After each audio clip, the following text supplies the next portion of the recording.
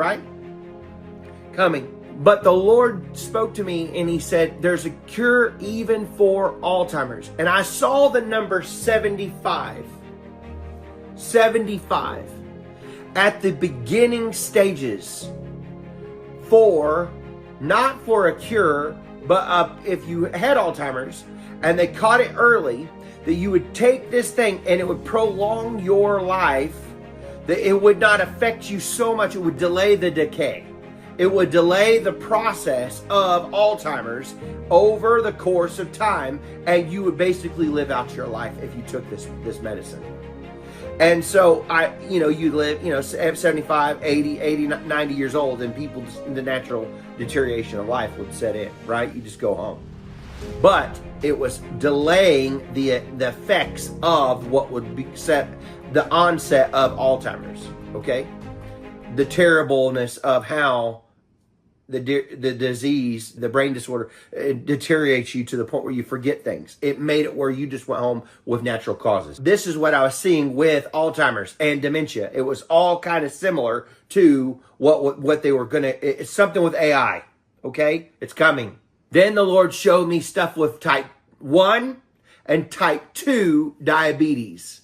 And the Lord showed me that they were going to come up with AI technology. There would be cures for type 1 and type 2 diabetes. That this was a hook, a bait and hook, to get people desensitized to accept the beast system of what they'll do in the days ahead with AI and all that's going to come about. This is how they will make you that, oh my goodness, it's saving lives. It's so friendly. And everybody's going to embrace it in the days ahead. Everybody's going to say, this is our friend. Does that make sense? And the Lord told me, he said, warn my people what's coming. So then the Lord showed me this, and this was very disturbing. He showed me surrogate mothers, okay? Mothers that did not want to carry a baby, but would pay somebody else to do it. That would become not something that people do anymore. I saw lab tube babies that would be created with AI technology. You take the egg and the seed, the sperm, and you made a baby in a lab tube. They would grow it in a incubator. It was like a real womb. It was a surrogate that had to be human. It didn't have to be human. It was a tube that looked the size of it wasn't that big. It was pretty small, but it was in a lab. And instead of having a surrogate woman, it was a surrogate tube, and they grew the baby to what you had specifically wanted. Hair color, eye color, like you have a Build-A-Bear. You know, like you go to the mall and Build-A-Bear? It was Build-A-Baby.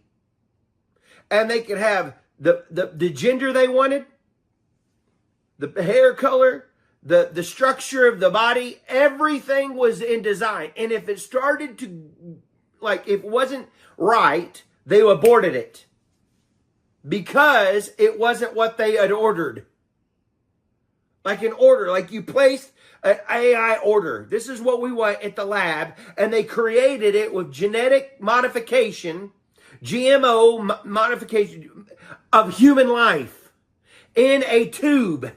And in certain countries, they made it legal. And you did not have to have a surrogate woman anymore carry your baby for you, because the celebrities, these people were into their looks. Big money people were into their looks. And they didn't want to pay for a surrogate because you had to worry about what they're eating, what they're drinking, all this stuff. Or who they are, or if they're weird or whatever, if they're carrying. They said, well, we'll just let the lab do it. They paid mega money for what they specifically wanted for a Build-A-Child. Not a Build-A-Bear, a Build-A-Child. And it was very disturbing. So I saw the child be born. It was ready to hatch out of this womb thing with bubbles bubbling all around it, keeping the baby alive. It was AI technology beyond anything you can comprehend. Taking the egg from the woman and the seed from the man and creating a child with your DNA out of it. But there was no and this is what I thought was interesting. I saw the baby, and there was no, what I could see in the face was there was no real connection. That I saw as the mother carried this child as normal as what we have now.